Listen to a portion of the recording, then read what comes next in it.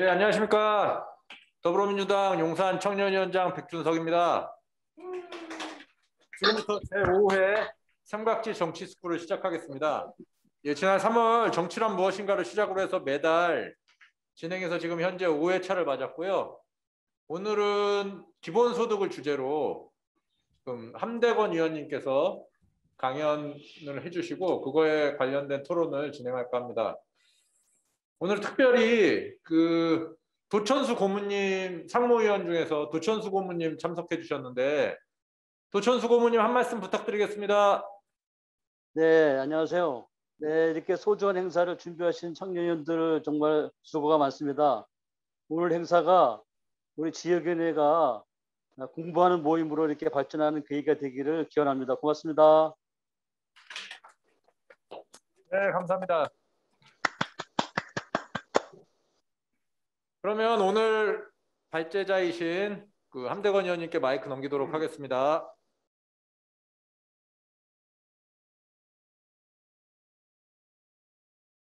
네, 이거에 대해서 찬반 토론을 사전에 좀 말씀을 드렸고 이걸 들으시면서도 고민을 하셨을 텐데 찬반 토론을 좀 진행을 하고자 해요. 근데 굉장히 저도 일주일, 2주일 동안 고민이 많았어요. 이걸 어떤 질문들을 할까도 고민이 많았고 어떤 의견이 나올까도 굉장히 고민이 많았지만 기본적으로 일단 기본소득에 찬성, 반대하는 이유들에 대해서 한번 좀 들으면서 서로의 주장들을 한번 나누는 시간을 좀 가졌으면 좋겠습니다.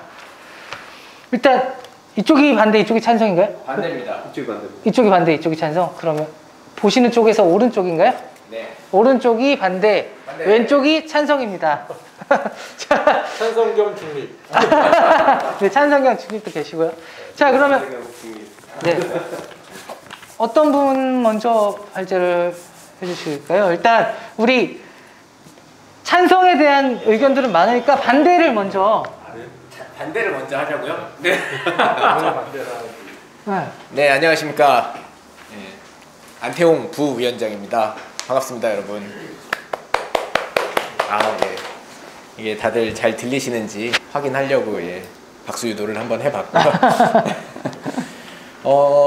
사실 이 전체적인 산업의 이 산업의 변화에 따른 맞춤형 정책이라는 거에 대해서는 저도 굉장히 찬성을 하는 편입니다. 앞서서 말씀하셨다시피 AI와 4차 산업으로 인해서 2050년 혹은 2100년 정도 됐을 때는 정말 극소수의 0.0001% 정도 플랫폼 사업자와 정치인 혹은 스타들, 연예인, 스포츠 스타 이런 사람들을 제외하고는 어마어마한 부의 양극화가 발생할 거다라는 그런 예상들을 전문가들이 하고 있고요. 실제로 지금까지 저희가 다 겪었었던 그런 사례들이 있고, 근데 그거와 비교를 했을 때 정말 비교가 되지 않을 정도로 파급력이 크거든요. 지금 배달의 민족이라든지 그리고 구글 이번에 지금까지 밀렸던 그 청구서를 저희들한테 발송하려고 하다가 저희 우리나라에서 지금 법으로 막으려고 하고 있잖아요.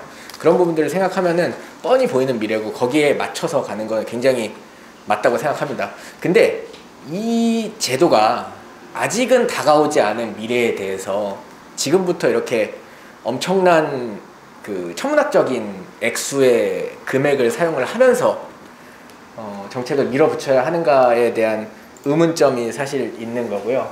사실 가장 문제되는 건 돈입니다.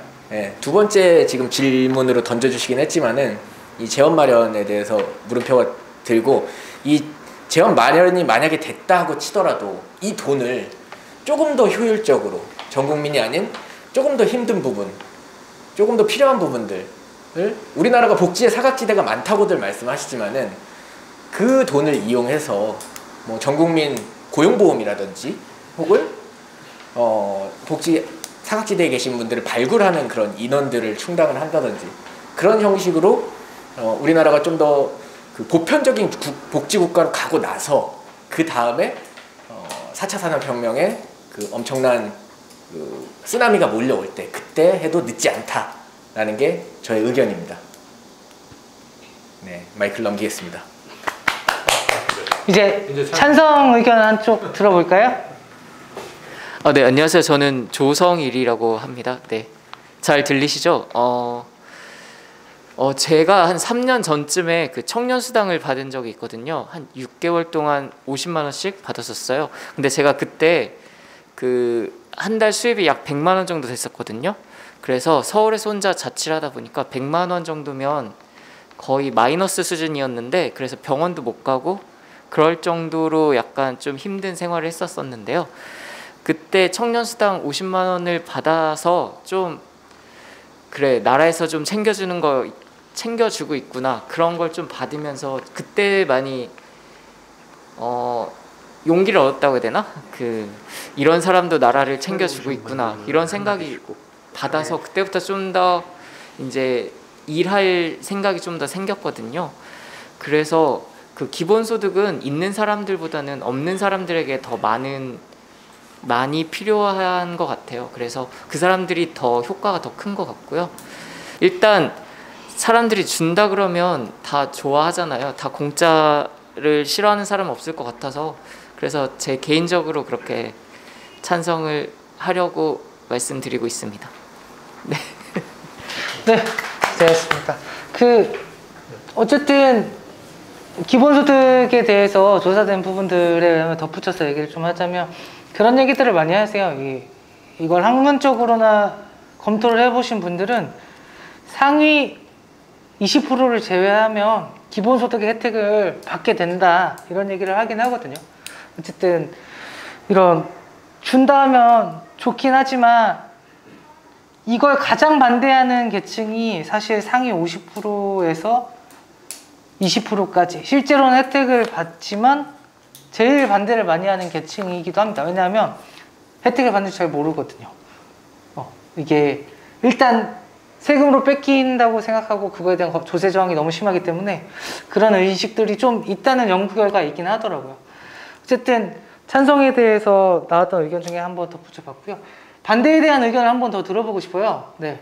네, 남영동 회장 이경조입니다. 네. 저는 안태영 위원장님이 얘기하신 거 제외하고 좀 제가 살짝 연구해봤던 거 좀 말씀드리면, 일단 돈의 가치가 모두가 돈을 받는다 그러면 그게 뭐 작은 금액일 때는 상관이 없을 것 같지만, 그게 금액이 커지면 결국에 물가가 다시 올라가면서 그 돈을 받았던 게 상쇄되지 않을까라는 일단 단순한 생각을 해봤고요.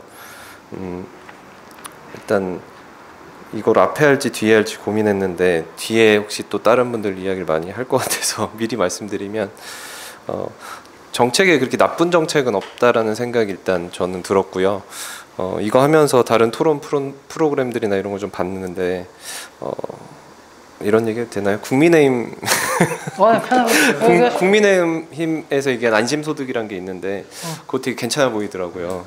네, 그래서 정책이 나쁜 건 없는데 이제 정책을 입안하는 분들이 의지가 있는지 없는지 이제 그런 걸 좀 꼼꼼히 살펴야 될 것 같고, 결국에 여러 가지 정책 중에 선택은 이제 국민들이 하는 거고, 뭐 그런 측면에서 보면은 저는 완전 반대라는 입장은 아니지만 이제 허점들이 좀 많다라고 느껴지는 거는 방금 말씀드린 물가가 오르지 않을까라는 부분과 아까 안태영 위원장님이 잠깐 얘기하신 뭐 재원 마련이나 돈의 우선순위로 따졌을 때 뭐 몇 조 되는 거면 사실은 저희가 살면서 볼 수 없을 정도로 큰 금액들인데, 그거를 국민 전체에게 나눠주느니 좀 더 필요한 곳에 두텁게 지원을 하는 게 좋지 않을까라는 생각과 네, 생각입니다.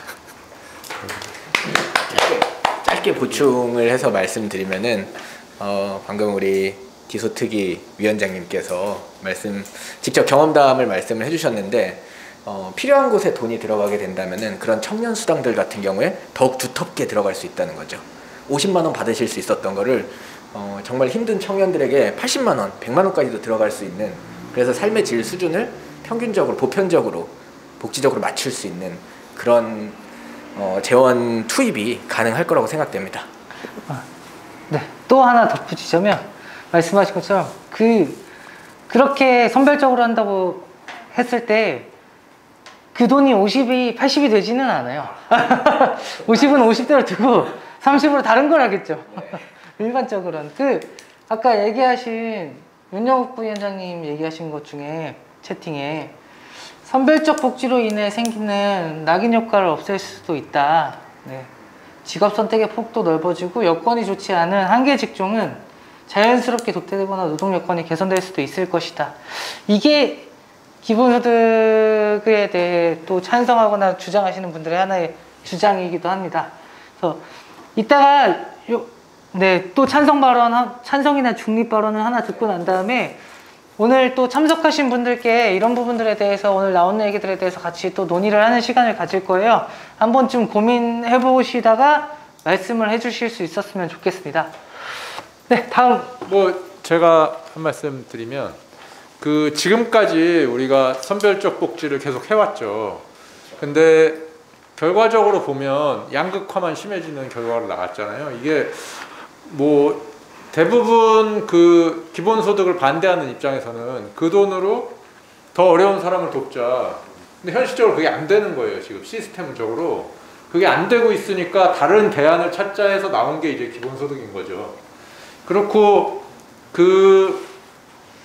예를 들면 대학교 다니는 학생들이 아르바이트 하는데 시간을 많이 뺏기잖아요. 그렇죠. 그 시간에 자기 개발하는 데 쓸 수 있게 기본소득을 지급을 한다면 자기 시간도 늘고 그만큼 개발하는 시간이 많이 늘어나는 거잖아요.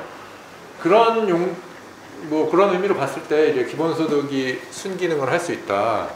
그런 게 있고요. 그리고 우리가 이제 노동에 대한 인식을 전반적으로 좀 다르게 할 필요가 있는데요. 우리는 유급 노동만 일단 노동의 가치로 판단하는 경향이 있는데, 예를 들면 가사노동이라든지 자원봉사 이런 경우에도 분명히 노동을 하면서 그 가치는 우리가 보상받지 못하잖아요. 그런 거를 전체적으로 판단해 보면 기본소득을 제공함으로써 그런 노동의 가치를 다시 한번 제고할 수도 있다. 그런 생각을 좀 해봤습니다. 저도 재원 마련에 있어서는 나중에 이제 또 질문이 있으니까 그때 가서 저도 좀 재원 마련 부분에서는 약간의 반대 의견도 있긴 한데 그거는 나중에 다시 말씀드리도록 하겠습니다. 네, 좋은 의견 감사합니다. 그럼 바로 지금 접속하신 분들 중에서 한번 콕 찍어서 한번 말씀 들어보죠. 저희 얼굴 보이시는 분들은 다 말씀하셔야 될 것 같은데. 네, 신학재님도 의견 주셨었는데 채팅으로 주셨거든요. 한번 잠깐 말씀해 주실 수 있나요? 채팅 주신 의견? 기본소득이 된다 그러면 기존에 선별적 복지로 들어가는 재원들이 다 없어지고, 그렇게 된다면 큰 대수술이 되는 거다 보니까 즉흥적으로 그냥 기본소득 합시다 그래서 할 문제는 아닌 것 같고, 국민 간의 소통이 되고 공감이 되고 설계가 다 완벽하게 된 상태에서 시작을 해도 될 수 있을까 말까 할 것 같다는 생각이 들어갔고요. 두 번째는 이제 재원 마련하는 것에 대해서 안이 좀 구체적으로 나와 있어야 될 것 같아요. 그래서 이제 AI가 다 대체해갖고 인간의 노동이나 자본 투입 없이 줄 수 있는 소득의 재원이 다 마련된다 그러면은 제일 베스트 건데, 증세를 해서 한다 그러면은 내기만 하는 사람들의 저항이 쏟아날 것 같고요. 예.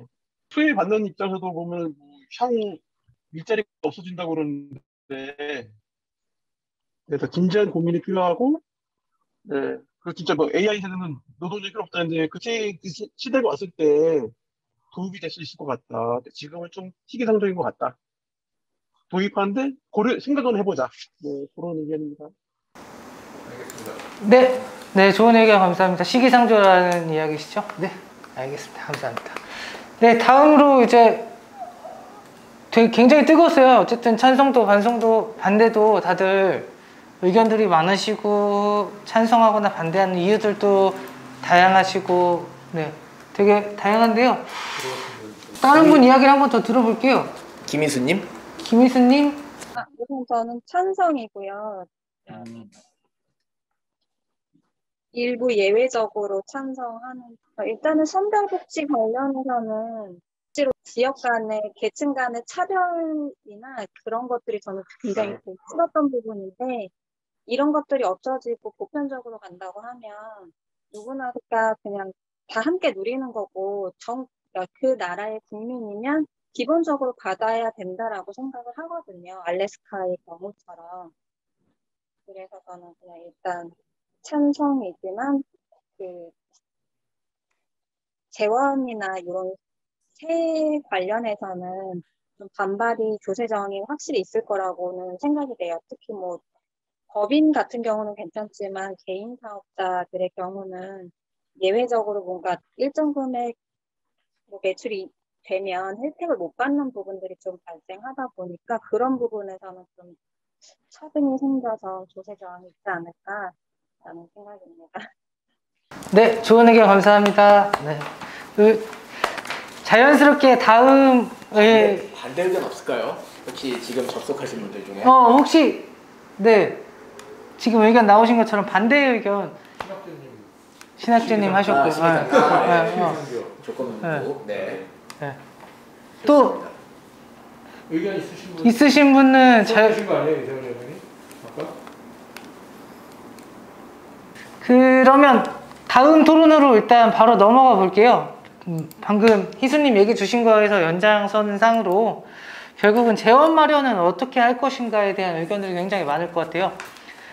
제가 아까 잠시 말씀드린 것처럼 네, 지금 보편적으로 나오고 있는 일반적으로 나오고 있는 이재명 지사 같은 경우에는 국토 보유에 대한 토지세 그리고 탄소세 그리고 아까 말씀하셨던 기존에 있는 제도들 중에서 없앨 건 없애고 살릴 건 살리고 이렇게 해서 재원을 마련하겠다고 했고 조정훈 의원 같은 경우에는 소득공제에 대한 세액 폐지나 뭐 아동수당 같은 제도를 폐지하겠다.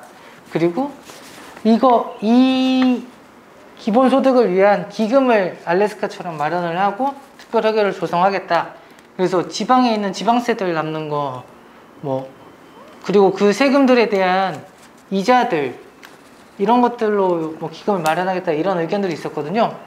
그래서 네 기금 마련은 혹시 어떤 분께서 먼저 혹시 뭐 의견을 주실 수 있을까요? 네, 이 기금 관련해서 제가 말씀드리고 시작하도록 하겠습니다. 그냥 단순하게 계산을 해도 이제 5,200만 명, 5천만 명으로 편하게 계산해서 한 달에 이제 20만 원씩 제공을 한다고 했을 때 1년에 약 120조 정도가 투입이 되거든요. 그래서 제가 우리나라에서 도대체 돈을 얼마나 쓰는가 그래서 궁금해서 조사를 한번 해봤습니다. 저희 재정정보 공개 시스템이라는 열린 재정이 있거든요. 거기 누구나 접속하실 수 있는데 2021년 보건복지부 총 지출 기준 이 말은 예산 플러스 기금이거든요. 이게 89조 5천억이고요. 그리고 고용노동부에서 35조 6천억입니다. 합치면은 125조거든요. 네, 한 달에 20만 원씩 전 국민에게 나눠주면은 1년이면은 네, 거의 정확하게 맞아 떨어지는 거죠. 그래서 사실 지금 이 이슈를 가장 이제 주도적으로 끌고 가시는 게 이재명 후보님이시잖아요. 이재명 후보님도 수차례의 당내 경선 토론을 통해서 본인도 이 정책에 대한 약간의 수정을 받습니다. 그래서 가장 최근에 발표하신 거를 보면은 이제 1년에 100만 원씩 전 국민에게 지급을 하고 그리고 청년층에게 어제 받았습니다. 청년 같은 경우는 이제 100만 원을 추가로 19에서 29세 약 700만 명 정도 될 거로 추산이 되거든요. 그러면은 연애 59조 원이 되는 겁니다. 연애에 200만 원이니까 한 달에 뭐 한 200만 원이 좀 한 18만 원 정도 되겠군요. 100, 연애 100 아니에요? 200만 연애 200만 원이 청년들에게 지급이 되면은 그리고 일반 국민들에게는 약 한 8, 9만 원 정도 지급이 될 텐데 이것만 해도 59조거든요, 사실. 그리고 나서 이제 점진적으로 늘리시겠다는 건데 말씀하셨던 세액공제 지금 그거 없애잖아요. 어떻게 될지 상상을 한번 해보자고요. 뭐 직장 다니시는 분들은 아시겠지만은 세액공제로 인해서 세금이 플러스 마이너스 돼서 나 올해는 세금 안 낸다. 나는 올해 조금밖에 안 내네가 되거든요. 그게 없어지잖아요. 갑자기 내야 되는 세금이 급격하게 상승을 할 겁니다. 그거 세액공제에서 약 60조 정도였나요? 거치는 세금들이 상당하거든요. 그리고 뭐 13일에 월급 없어지는 거죠. 전 국민에서 반발이 나올 거고요. 그리고 국토 보유세를 통한 예산 확보 1% 정도 부과를 해서 약 50조 원을 확보하겠다라고 말씀을 하시는데, 이게 이제 아파트 토지분도 있을 수 있고, 그리고 농지, 임야, 그리고 공장 부지처럼 이 대한민국 국토의 모든 곳에 세금을 부과하겠다는 거예요. 그러면 없던 세금이 이제 생기고, 뭐 1가구 1주택도 부과를 할 건지, 아니면은 농민들에게도 이 뭐 토지세를 부과를 할 건지, 혹은 생산 활동을 하고 있는 토지에도 부과를 할 건지. 그렇다면은 자연적으로 어떻게 됩니까? 우리 플랫폼 노동자들 같은, 플랫폼이 생김으로써 뭐 배달 식당 같은 경우에 수수료를 부과해야 되니까, 지금 저희가 배달시켜 먹는 밥값이 올라가듯이 생산자들에게 부과되는 세금이 올라가면 올라갈수록 제품들의 가격들이 올라가서 생활 물가가 올라갈 거라는 거죠. 모든 전체적인 상황에서. 그래서 이제 다시 돈을 나눠주게 될 텐데, 이게 과연 얼마나 큰 효과가 있을까라는 그 인플레이션에 대한 이제 우려도 생긴다는 거죠. 그리고 종부세 말씀을 잠깐 짧게 드리면은, 작년 같은 경우에 뭐 1조 5천억 정도, 올해는 뭐 6조 정도 거칠 걸로 예상을 한다고 하는데, 이 조세 부담으로 인해서 조세 저항이 강력해서 지금 뭐 약간 부끄러운 말씀이지만 민주당에서도 강력하게 추진하던 거를 약간 의견이 지금 다운이 되고 있고, 내일 모레인가요? 지금 이게 발표되는 게 어떤? 이 지금 종부세 완화에 대한 뭐 확정이 얼마 안 남은 걸로 알고 있는데, 이 단지 뭐 1조에서 6조 정도로 인한 추가적인 세금 부담으로 인해서 이렇게 언론에 대한 집중 포화와, 그리고 당에서 공격을 굉장히 받을 정도로 지금 이렇게 힘들었는데, 과연 이 조세 부담에 대해서 어떻게 100조 원 가까이 되는, 한 달에 20만 원 지급하는 거에 대해서 어떻게 디펜스를 할 것인가, 이거에 대한 아주 치밀한 계산이 필요하다고 생각합니다. 집을 지을 때 그냥 뭐 나무 몇 개 사오세요가 아니라 뭐 루바 30개에다가 피스 50개, 그리고 작업자 2명 이렇게 정확하게 가야 된다는 거죠. 이상입니다. 네, 좋은 의견 감사합니다. 결국은 엄청난 이 재원 어떻게 마련을 할 것인가에 대해서 이야기 드렸는데, 잠깐 첨언을 또 하자면, 그러니까 우리나라에 지금 1년 예산이 한 540조, 560조 이 정도 되죠. 그리고 아까 말씀하셨던 복지 예산 뭐 90조 중에서는 건강보험료가 50조 정도 돼요. 그래서 우리 고령화가 심화되는 만큼 건보료가 2008년 요쯤 한 15조에서 지금 10년 좀 넘는 사이에 50조까지 올라왔거든요. 그렇게 지금 복지 예산의 부담이 굉장히 많이 늘어나고 있어요. 그 모든 분들이 알고 계시는 것처럼 뭐 그 수가에 포함되지 않았던 것들도 계속 지속적으로 늘어나고 노령화되면서 이런 것도 있고, 어쨌든 이렇게 한정적인 예산 재원을 어떻게 활용할 건지가 복지에서는 늘 항상 뜨거운 이슈거든요. 그래서 복지 내에서도 보편만 얘기하진 않아요. 선별도 항상 얘기 많이 하고, 보편 얘기하다가 경제학자들한테 엄청 많이 혼나거든요. 돈 다 없다고. 근데 이걸 저희가 점점 이게 말이 돼 하는 제도들을 이렇게 토론하고 있어서 제가 문득 마음이 좀 뭉클한데요. 어쨌든 보편이라는 걸 상상을 할 수 없었거든요, 사실. 많이 혼났어요, 예전에 경제학자들한테. 어쨌든 그런 의견들도 있었고, 또 찬성하시는 의견들도 또 있을 것 같아요. 네, 찬성 아니면 뭐 찬성 반대와 관계없이 의견을 또 내주실. 예, 재원 마련에 있어서는 저도 물음표가 항상 달려 있는데요. 찬성이라고 보긴 어렵죠.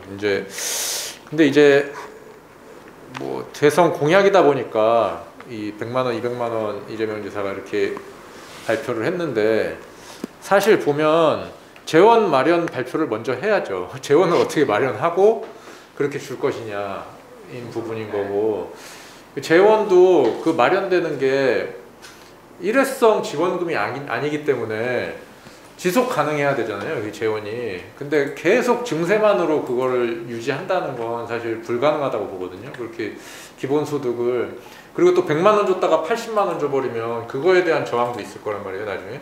그럼 지속적으로 그 기본소득도 올라가야 될 텐데, 그러면 계속 증세를 해야 된다는 얘기잖아요, 결국엔. 그렇다고 하면 그 우선 그 어떤 재원을 가지고 기본소득을 뭐 이렇게 지급을 할 것인가에 대한 그 부분이 먼저 선행이 돼야 된다. 그리고 알래스카에 좋은 예가 있는데 거기는 뭐 석유 이런 기금을 통해서 석유는 뭐지? 그렇게 기본소득을 주잖아요. 근데 우리 같은 경우에도 이제 그거를 뭐 국토보유세라든지 이런 다른 뭐 탄소세 등등을 이제 할 거라는 얘기잖아요. 해놓고서 기본소득을 제공하는 게 맞다. 일단 로봇세든 탄소세든 뭐 앞으로 다른 증세 수단들이 나오겠죠. 근데 그 수단들을 구체적으로 다 짜놓고 그 이후에 지급을 해야지. 지금처럼 100만 원, 200만 원을 먼저 터뜨려버리면 이건 앞뒤가 조금 바뀐 상황인 거죠. 근데 뭐 대선 공약이기 때문에 이제 뭐 증세한다고 공약할 수는 없으니까 그런 거 같긴 한데 일단 그런 거 같고요. 그리고 일단 인식 변화가 중요할 것 같아요. 지금 보면 아까 언급해 주셨는데 중위소득 그러니까 50%부터 80% 소득인 분들이 혜택을 보면서도 반대를 한다는 거 아니에요, 지금 기본소득에 대해서.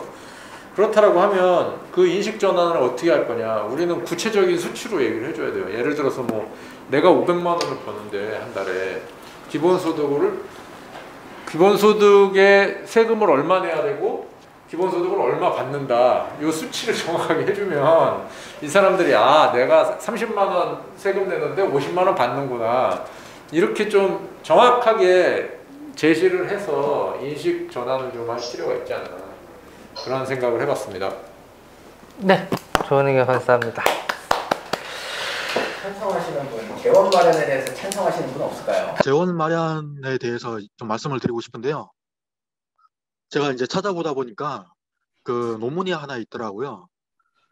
그게 이제 한국학술지 인용 세계인에서 찾은 건데 기본소득 재원으로서 데이터세 도입 방안이라고 해서 그 한국세무사회 부설 한국조세연구소에서 발행한 그 논문에 기재된 내용입니다.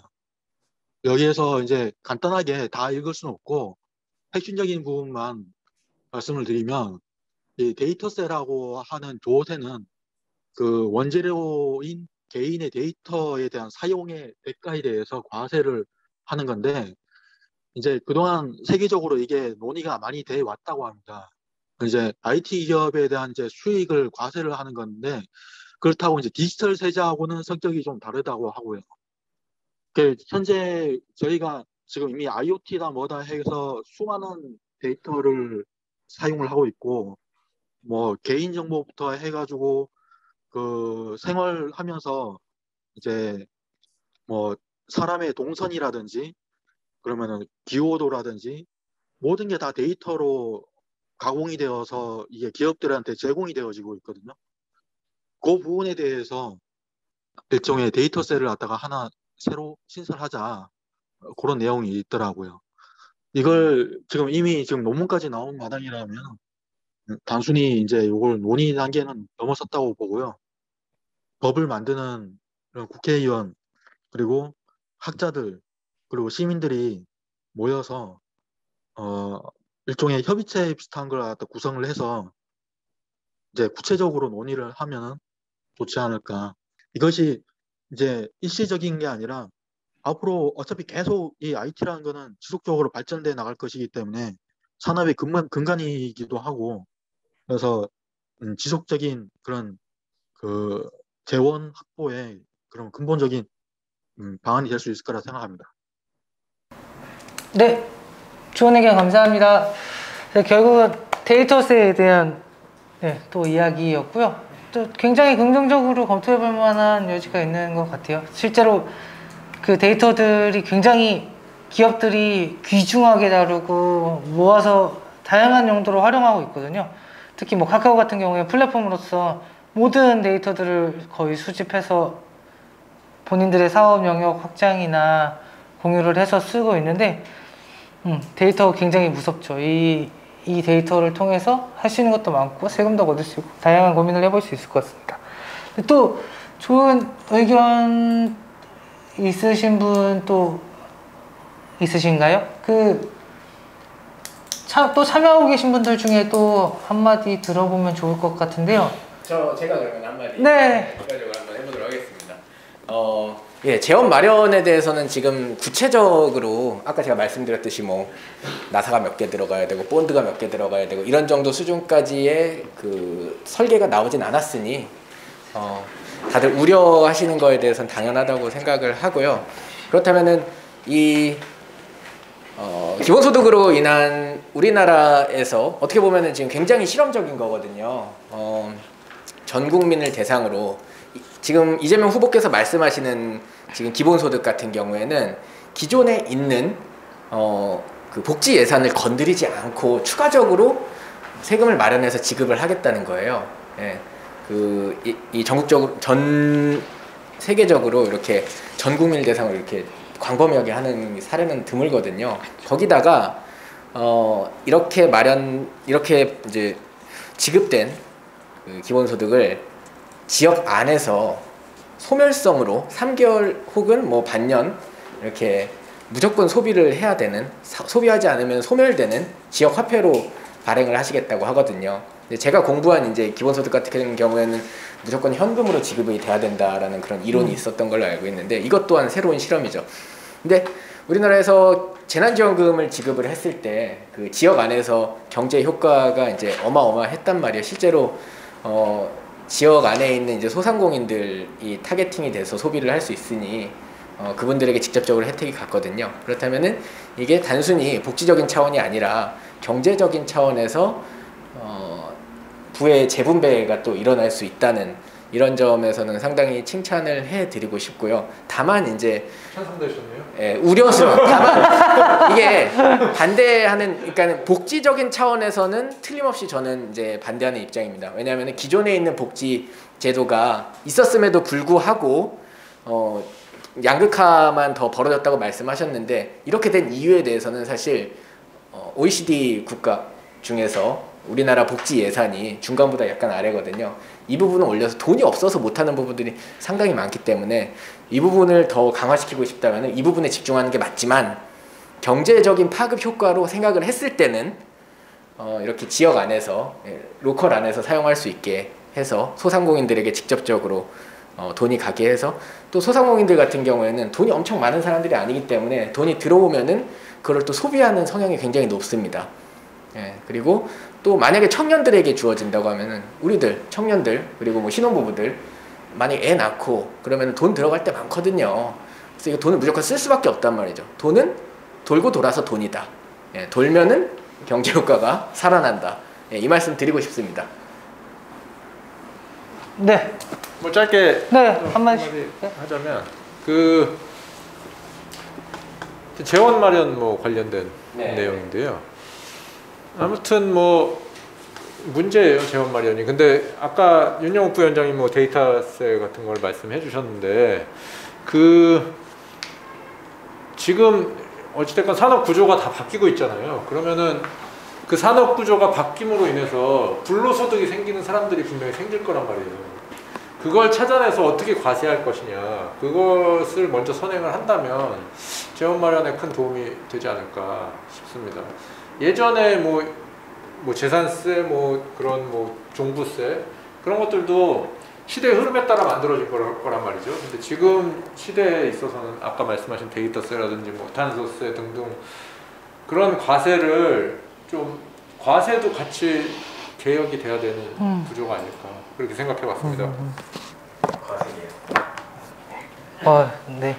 얘기만 이름만 들어도 과세 개혁이라고 하니까 엄청 하지만 이제는 조금 이런 기본소득이라는 제도가 우리가 이렇게 공론화해서 이야기할 만큼의 상황이 왔으니 과세 개혁이라는 것도 한 번쯤 고민해 볼 만한 여지가 있지 않나 그런 생각을 해요. 네. 예를 들면 이런 거예요. 사람들이 잘 모르지만 그 이제 복지와 관련된 세금들을 조금 공부를 하다 보니 이 흡연세, 그러니까 담배에 대한 세금, 담배가 한 갑에 4,500원 정도 하죠. 그 중에 2,700원 정도가 원가고요. 나머지의 금액이 다 세금이에요. 그러니까 한 1,800원에서 2,000원 정도.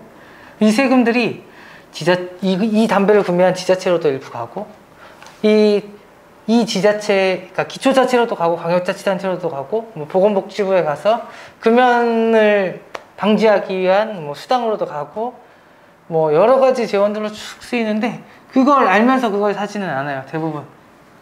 그러니까 세금이 어떻게 쓰이고 있는지 그리고 이게 왜 과세되는지에 대해서 고민하고 생각하고 이러는 시간들이 한 번쯤은 필요하지 않을까.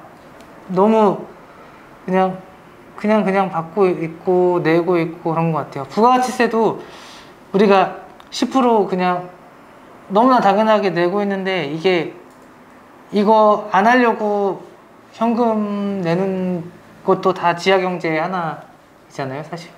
그래서 결국 이런 과세개혁까지는 모르겠지만 그러니까 과세에 대한 부분들을 한 번쯤 더 고민을 해봐야 되지 않을까.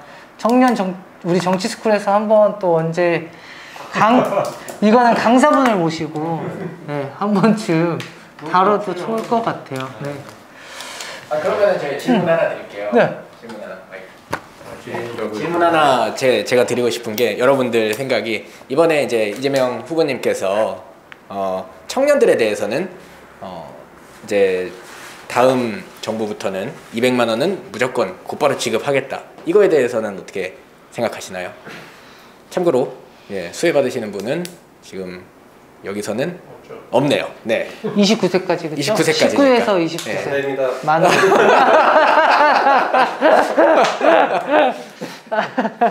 네. 이렇게 한 말씀 한번 해주시겠어요?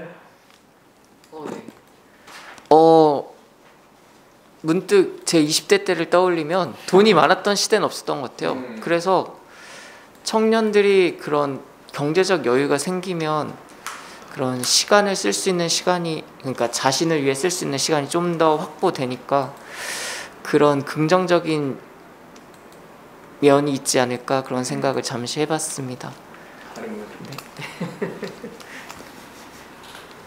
반대 의견 들어보겠습니다. 네.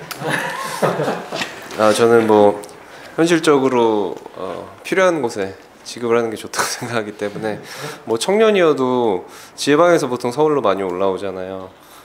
물론 뭐 지방 분권을 또 이야기하면 한도 끝도 없긴 한데 어쨌거나 서울로 많이 올라오니까 사실은 월세 전에 이제 보증금 낼 돈이 없다고 하는 친구들 꽤 많이 있거든요. 그래서 그런 것들을 적극 지원해 주는 게 더 좋지 않을까 그런 생각이고요. 뭐 청년은 굳이 지원하자면 네. 근데 청년한테 200을 준다 이건 별로. 일단 이게 이상하게 한 40즈음 되니까 별로 해당되는 게 없더라고요. 그러니까 청년도 아직 아닌 것이 노인도 아닌 것이 뭐 저는 일자리도 별로 관련 없고 그래서 네.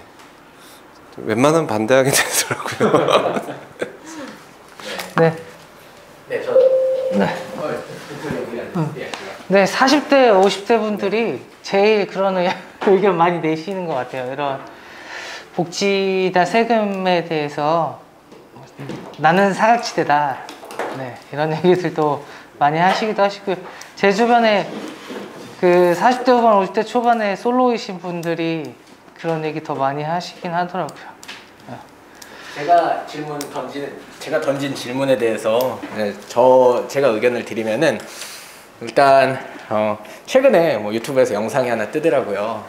30% 이 숫자가 의미하는 게 뭐냐 궁금해서 이제 눌러봤는데 현재 우리나라 청년들의 사망 원인, 그 통계가 사망 원인, 사망하는 원인 중에 자살이 차지하는 게 약 30% 정도 된다라고 하더라고요.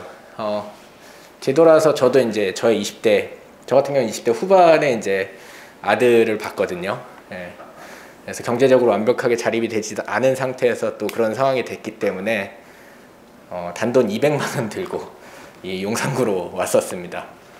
그때 굉장히 사실 힘들었었는데 그때 극복하는 방법이 청년들을 대상으로 하는 뭐 보증금, 월세 보증금 대출이라든지 초저리 그런 것들과 어떻게 운이 좋게 이제 직장을 잡아서 그렇게 극복을 할 수 있었는데요. 저의 어린 시절을 어리진 않았지만 20대 시절을 반출을 해보고 그리고 현재 코로나 상황으로 인해서 고통받고 있는 가장 사실 고통 많이 받고 있는 세대 중에 하나가 청년 세대라고 생각을 하거든요. 거기다가 가장 혁신적인 생각을 할 수 있고 혁신적으로 활동력이 있고 앞으로 이제 실력만 갖춰진다면은 세금을 많이 낼 수 있는 세대가 어떤 세대냐라고 생각하면은 청년 세대라고 생각을 합니다.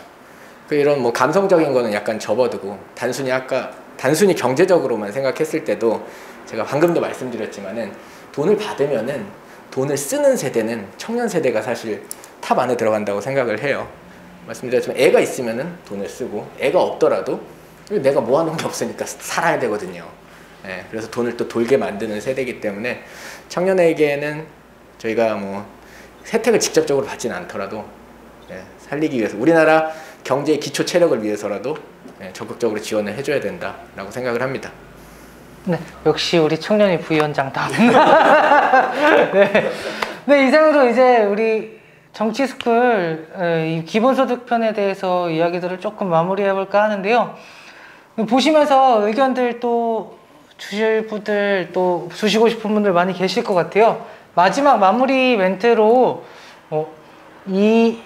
오늘 이 강의에 대해서 의견도 좋으시고 아니면 기본소득 제도에 대한 의견도 좋고 한 번씩 들어볼게요. 네, 도천수 고모님 계신가요? 말씀 가능하실까요? 토론회 잘 들었습니다. 그런데 조금 토론한 걸 내용을 보니까 실제로 지금 민주당 후보 중에서 이재명 지사가 공략한 내용을 정확하게 이해를 못한 측면이 있는 것 같고요.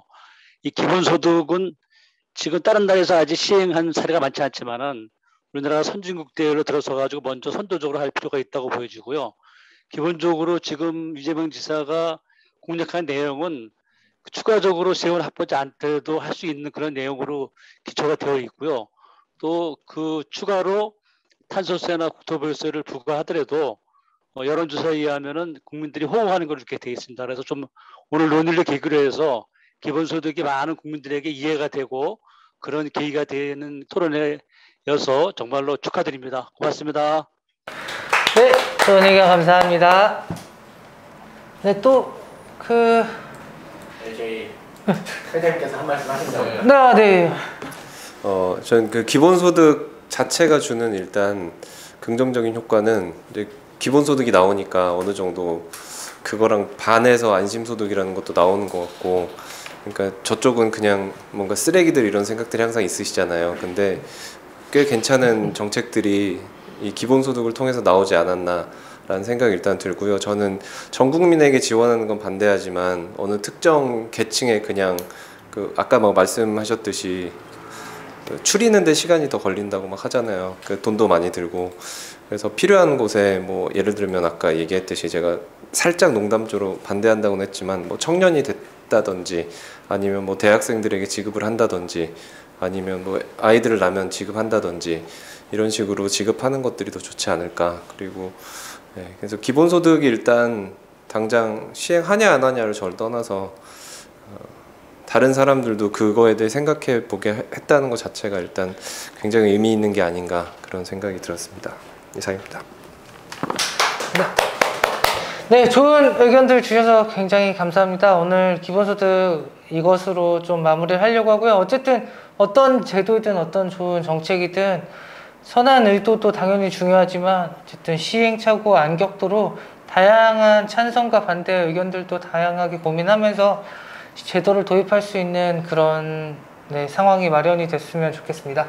네, 오늘 긴 시간 짧다면 짧고 길다면 긴 이 시간 동안 함께 해주셔서 감사합니다. 네, 저희는 오늘 이걸로 삼각지 정치스쿨 기본소득편을 마무리하도록 하겠습니다. 감사합니다. 수고하셨습니다. 수고하셨습니다.